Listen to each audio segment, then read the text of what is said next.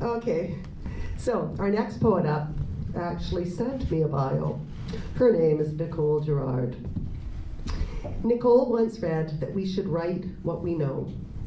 She grew up thinking that her life was too boring to write about. But the more poetry she read, the more she understood that every life is unique and every moment is worth celebrating. She likes to write about the everyday details of her life to show you what it's like to be her. She finds that celebrating the small things helps her see more of that elusive joy that is actually all around us and in her poetry. Here is Nicole.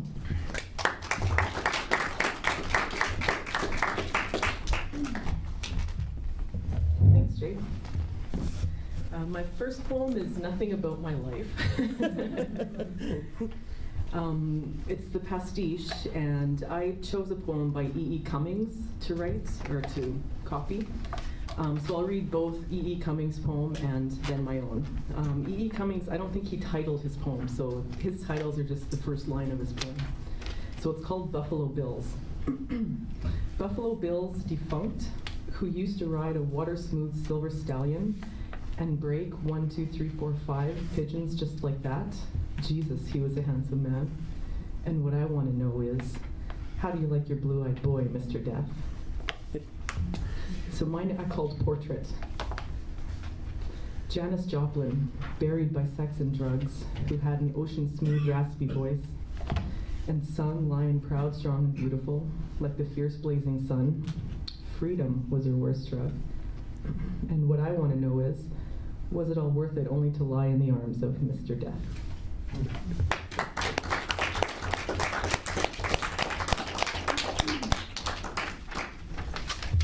The next one I'm going to read is the free verse.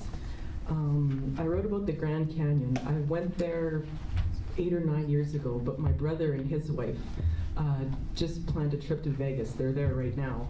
And it's going to be the first time either of them have seen the Grand Canyon, so we were talking about it a lot, so it was on my mind. Anyways, the Grand Canyon. The edge of a cliff, a vast expanse of geological time obliterates all views. Cut by a river, relentless in its course, the canyon stands in patient silence. The breeze whispers the secrets of centuries. It touches my fleeting skin. I am a breath in the life of time.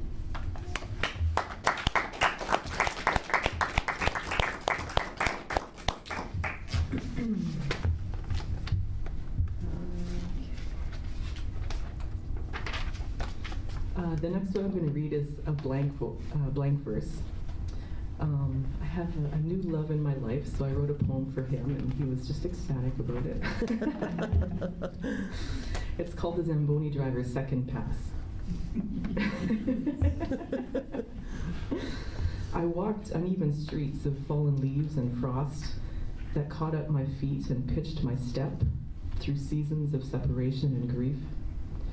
These streets are now polished, as new as the ice after the Zamboni driver's second pass, all the gouges and scars now invisible.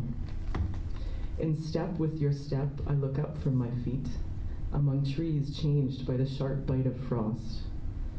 We walk through the light of sodium moons and hold hands in this glowing fall evening. As you carry me lightly in your smiling eyes, I realize my feet aren't touching the ground.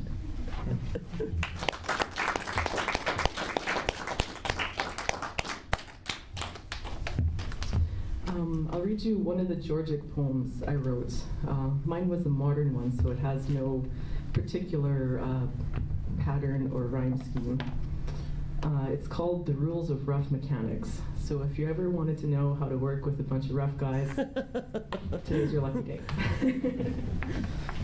The Rules of Rough Mechanics.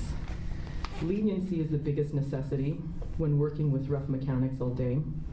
Nonchalance towards insults helps, and a certain amount of knowledge about hot rods and racing. Develop a broader sense of humor, one that includes bodily functions, people hurting themselves, and animals like pigs and monkeys. Be prepared to tolerate jokes that will make you cringe. Nothing is off limits. Taboos, minorities, stupid choices, anything outside the status quo. Be able to take sexual innuendo, make it into a joke, and turn it back on them. If you can learn to take nothing seriously, especially not yourself, you can learn to work with rough mechanics.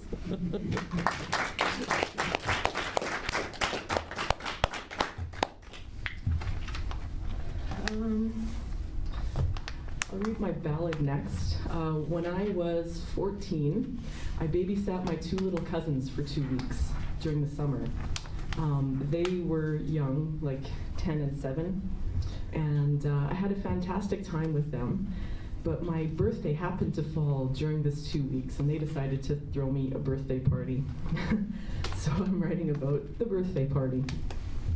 I babysat my two cousins the summer I turned 14, 10 and 7, and well behaved. I thought it would be routine. I woke that morning as usual, met Uncle at the door. He smiled, said hi. I couldn't know all that I had in store. The sisters slept till 8 o'clock on a normal day. At 7:15, still time for sleep before I had to play. A giggle came from down the hall, and out the ladies bounded. Your birthday, today is your birthday, their voices resounded. Mummy helped us, we baked a cake, we put in lots of chocolate, and later on our friends will come so that we all can eat it. 10 kids total lined up with plates that sunny afternoon.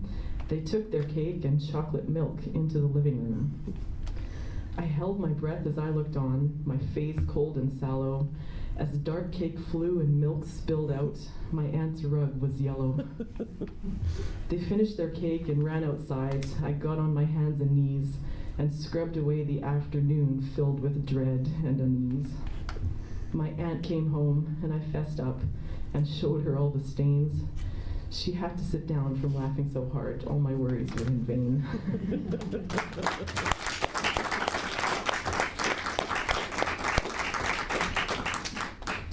My last one is a villanelle. Last year I split up with my husband and went through the whole divorce rigmarole and got to the point this year where I'm really feeling good about my life, and found out recently that another friend of mine has split up with his life, and so I wrote this for him. It's called A Different Life. A friend of mine just left his wife. Their differences were unmendable. Now he's facing a different life. They used to live for the nightlife. His love for her was unbendable. This friend of mine who just left his wife. They'd cut up the dance floor like a knife. His stamina was commendable. Now he's facing a different life.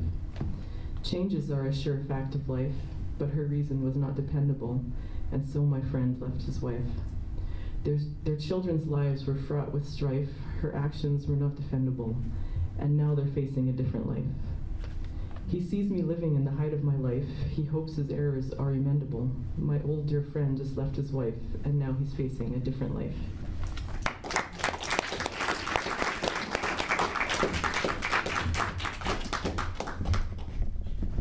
Thank you, Nicole. Geez, I love that villanelle.